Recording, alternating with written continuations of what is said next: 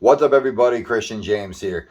Today's latest video, Toronto top cop asks for stronger bail because of amount of uptick in Toronto gun violence, in Canadian gun violence, if you will. So Saturday night, if I'm not mistaken, a young woman who worked at a gas station was assassinated. Somebody snuck up behind her and shot her. Plain and simple. Well, when that happens, people have things to do. They should do it preemptively, but unfortunately, we don't know what people are going to do before they do it in most situations. All right, so Toronto cops seized 62 guns during an 8-month probe. There were no hunting rifles in the mix. Now, what does that mean? Well, Justin Trudeau, this guy, you maybe know him, though, as this guy, on August 22nd, 2022, banned all new handgun purchases, transference of handguns, new handguns brought into the country, anything like that. If you already have one, apparently you can keep it. But if you want to get a new one, if you want to borrow somebody's or transfer it, not borrow, don't borrow guns, he made it illegal in an effort to stop gun violence in Canada. Since he's been prime minister, that's increased by over 30%. So 2016 to now, he's done such a good job, it's increased by over 30%. Okay, so let me get to what's going on here, all right?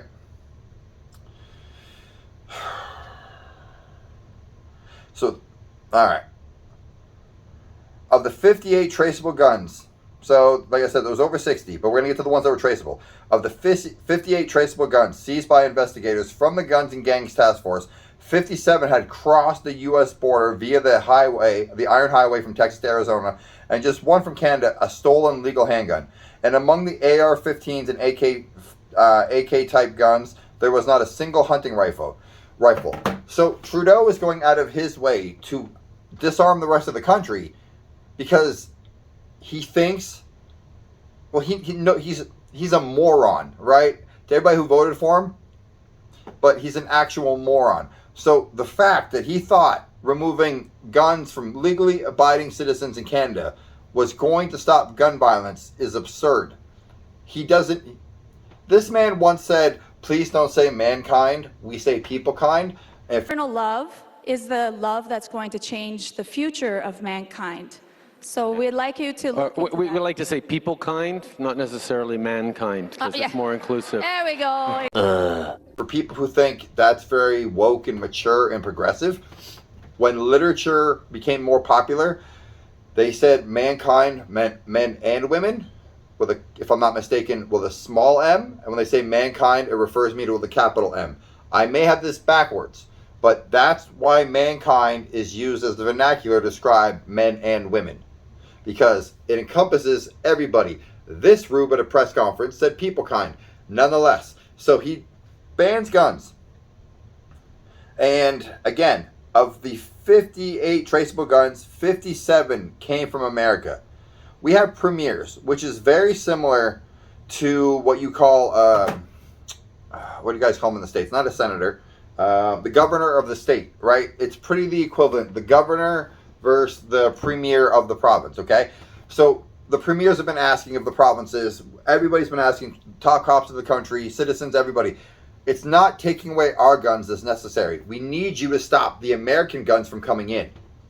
But he's banning our guns. This man right now is trying to ban as many guns as humanly possible.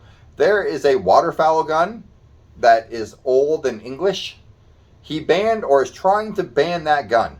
Initially it was handguns, but I don't know how American politics work, but in Canada, they just keep sneaking things in, right? That's it, like sneaking things in. It's like you're at a buffet and the plate's full, but somehow you're just throwing stuff in the bottom and you hope nobody notices, right? That's what he's doing. He's just throwing extras in.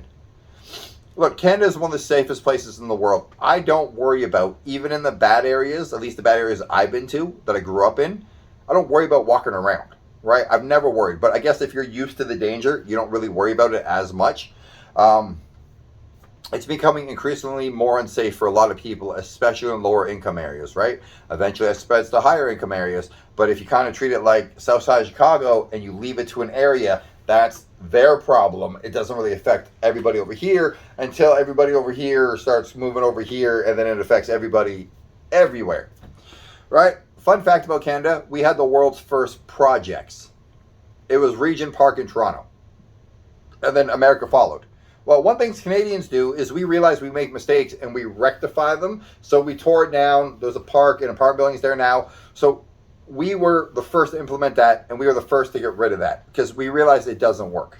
But in Trudeau's case, he's trying to ban everybody from having a gun so they can't defend themselves against gangsters.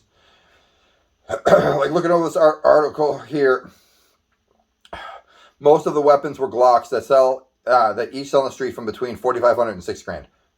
Who the hell has $4,500 to $6,000 to buy a firearm when most firearms are relatively inexpensive at the store, but gang members do, right? Thugs do, criminals do. Because if you don't want to have a legally binding gun that is given to you, or sorry, that is certified to you, that is registered to you, that's what I'm looking for, you're not going to do it that way. Plus in Canada, when handguns were legal, if you wanted to get a handgun, you have to take safety courses. You have to take gun courses. You have to take so many steps. Even then, if you want to take the gun to the range, right? I hunt with a bow and arrow, so I'm not overly familiar with this, but from what I've read and what I've been told by friends of mine that have handguns, you have to tell the police, like, look, I'm going to the range. The range is 3 blocks from my house. I go left, I go right, I go left.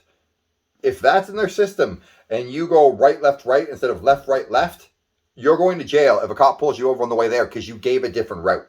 That's how serious we are with gun violence in this country. Criminals don't care. I feel bad for the young lady that got shot at doing her job. Lord knows why it happened. It could have been a crazy ex. But nonetheless, 58 illegal handguns that were traceable were removed. 57 were from America. But he's disarming us. Why do you disarm people who aren't criminals? Because the next time you want to call an emergency order over something you don't like that they're doing, and it gets worse, they have no way to defend themselves. When Duarte, if I'm not mistaken, I'm saying his name right, the president of the Philippines, I think he became president in 2017, 2018, whatever, the first thing he did was disarm people. If you disarm everybody, they have no way to stop a government from doing whatever it wants. And for anybody who thinks governments have always done the best thing for their citizens, that's what every government ever has ever told you before things got terrible. Listen, give us complete control, like North Korea, and we will make sure that you have chicken and rice every day to eat. Well, that didn't work for them. It's never worked for anybody in human history. It's not going to work for us. Like, comment, subscribe. If you're American, if you're Canadian, if you're from Timbuktu, let me know how you feel about this. Let me know how the violence is in your area. Let me know how you feel about guns, etc. I'm out.